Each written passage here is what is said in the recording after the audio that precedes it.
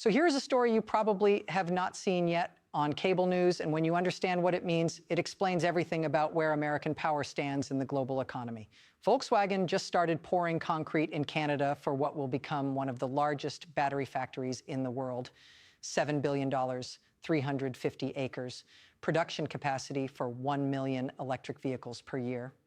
According to Canada's National Observer and Yahoo Finance, construction began in October 2025 with over 500,000 square feet of formwork, more than 32,000 cubic meters of concrete, and nearly 5,000 tons of reinforcing steel.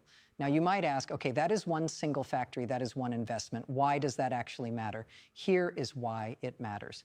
According to Yahoo Finance and Handelsblatt, Volkswagen's CEO Oliver Blume gave an interview to the German newspaper in which he said, and this is a direct quote, "Given an unchanged tariff burden, large additional investment cannot be funded." He was talking about the United States. He was explaining why Volkswagen put plans for a new Audi factory in America on ice, not delayed, not postponed, on ice, meaning not happening under current conditions, and it gets bigger. According to Yahoo Finance and Reuters, German investment in the United States collapsed 45% year over year in 2025. Between February and November, German firms invested 10.2 billion euros in America, down from almost 19 billion the year before. That is not a slowdown, that is a collapse. And according to multiple reports, including Yahoo Finance and CarScoops, in just the first 9 months of 2025, Volkswagen absorbed $2.5 billion in tariff losses, not over 10 years, 9 months. That is $280 million disappearing every single month, not for workers, not for equipment, not for innovation, just for tariff chaos. So let me connect the dots here, because when you see it laid out, the pattern becomes impossible to ignore. Volkswagen is putting billions into Canada while putting American factory plans on ice.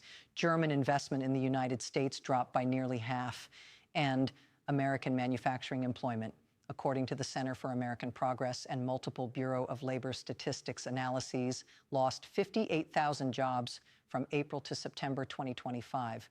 Right after the administration announced what it called Liberation Day tariffs.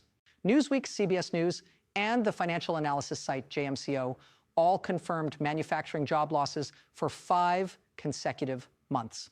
Now, here is what makes this a bigger story than just one company or one country. According to Canada's Parliamentary Budget Officer, which provides official economic analysis to the Canadian government, between October 2021 and April 2024, automakers announced $46.1 billion in investments across the Canadian EV supply chain: Honda, Volkswagen, GM, Ford, Stellantis. The National Observer and multiple Canadian government sources confirmed this figure. That is not speculation. That is an official count of announced projects. And here is the part that really matters. These are not just factories. According to the construction industry publication Construct Connect, the Volkswagen plant alone involves contracts to 2 Ontario-based companies, Maggle Construction and SteelCon, creating hundreds of construction jobs right now, today, before a single battery gets produced. When production starts in 2027, according to Volkswagen Group's official press releases and CBC News, the plant will directly employ 3,000 people and create up to 30,000 indirect jobs in the surrounding region. But let me show you why this is about more than jobs or billions of dollars. This is about path dependency. Once you build a battery plant in Ontario instead of Ohio, it brings an entire ecosystem. Suppliers relocate, universities align engineering programs, research funding follows, workers move families, housing developments spring up. That ecosystem becomes self-reinforcing. It generates its own gravity. And here's the thing about gravity in industrial policy. It does not reverse easily. The suppliers relocating to serve Volkswagen's Canadian plant are not moving back if tariffs change. Engineers taking jobs in St. Thomas are building lives, buying homes, enrolling kids in schools. Universities developing battery technology programs in Ontario are training the next generation for Canadian factories, not American ones. Now, I want to be very clear about what is actually happening here, because there is a version of this story that would make Canada look like some kind of economic genius that figured out a secret formula. That is not quite what happened. According to the Parliamentary Budget Officer's detailed analysis, the Canadian federal and provincial governments are providing up to $52.5 billion in subsidies and support for those $46.1 billion in private investments. Read that again. The government support is 14% higher than the actual private investment. Canada is not just being stable. Canada is writing massive checks. So this is not purely a story about Canada doing everything right through some kind of boring, steady competence. This is a story about Canada making a strategic decision to compete directly with American subsidies under the Inflation Reduction Act by matching or exceeding them, and doing so at a moment when American policy was creating maximum uncertainty through tariff chaos. Canada saw an opening and drove a truck through it, a very expensive truck, paid for by Canadian taxpayers. But here is where it gets interesting. Even knowing that Canada is spending enormous amounts of public money to attract these investments, companies are still choosing Canada over the United States in ways that reveal something important about how corporate decision-making actually works. When Volkswagen's CEO says large additional investment cannot be funded given an unchanged tariff burden, he is not talking about subsidies. He is talking about predictability. He is saying that even with subsidies, the uncertainty created by American tariff policy makes long-term capital allocation mathematically impossible. Think about what that means. If you are on a capital allocation committee at a major manufacturer and you are trying to decide where to spend billions over the next 20 years, you need to model costs, you need to forecast expenses, you need to analyze risk. And in 2025, when you looked at the United States, according to multiple industry reports, here's what you saw. Year 1, 10% tariff. Okay, you can model that. Year 1, month 6, tariff jumps to 25%. You adjust. Year 1, month 9, new tariffs on specific components. Your supply chain costs explode.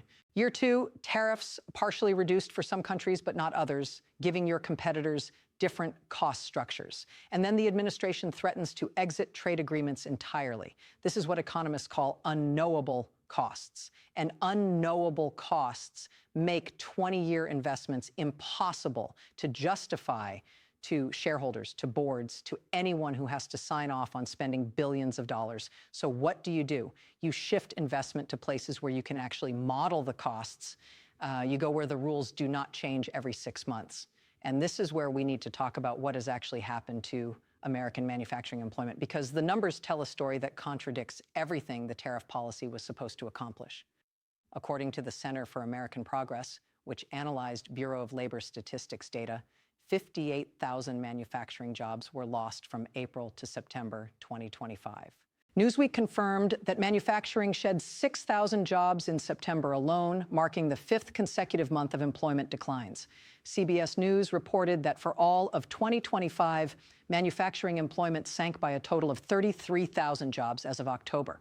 Now, the administration's response to this has been to say that these are short-term adjustments, that reshoring takes time, that American manufacturing will come roaring back. But here is the problem with that argument. According to multiple ISM Manufacturing Purchasing Managers Index reports cited by JMCO and Newsweek, the manufacturing sector index has remained below 50, indicating contraction every single month since February 2025. Manufacturers are not expanding, they are contracting. And when the ISM surveys manufacturers directly and asks them why, the responses are remarkably consistent. According to survey data reported by multiple outlets, manufacturers specifically cite tariff uncertainty as a major factor causing customers to cancel orders and reduce purchases. So we have German investment in the United States down 45%. We have Volkswagen putting American factory plans on ice while breaking ground on a $7 billion plant in Canada. We have nearly 60,000 American manufacturing jobs disappearing, and we have Canada attracting $46 billion in announced EV supply chain investments. These are not 4 separate stories. This is one story about what happens when industrial policy prioritizes unpredictability over long-term strategic planning. And here is what makes this particularly important right now. These investments being made in Canada today are not easily reversible. The concrete being poured in St. Thomas is not temporary. The workers being hired are not contractors. The supply chains being built are not provisional. According to Volkswagen's own press releases, verified by CBC News and the National Observer, this plant will be operational in 2027 and will produce enough batteries annually for 1 million electric vehicles. That production capacity will exist, it will serve North American automakers, and it will generate wealth, create jobs, and build communities in Canada for decades. Meanwhile, the United States is not building equivalent capacity at equivalent scale. According to the manufacturing employment data, we are actually losing ground.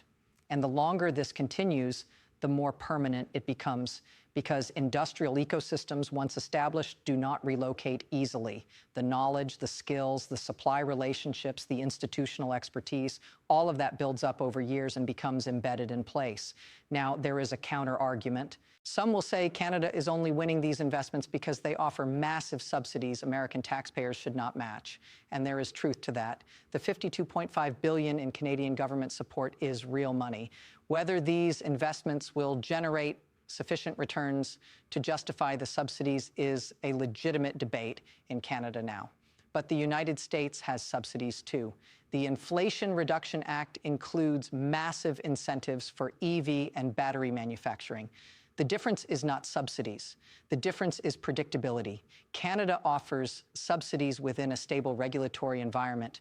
The United States offers subsidies within an environment where trade policy can change radically every few months.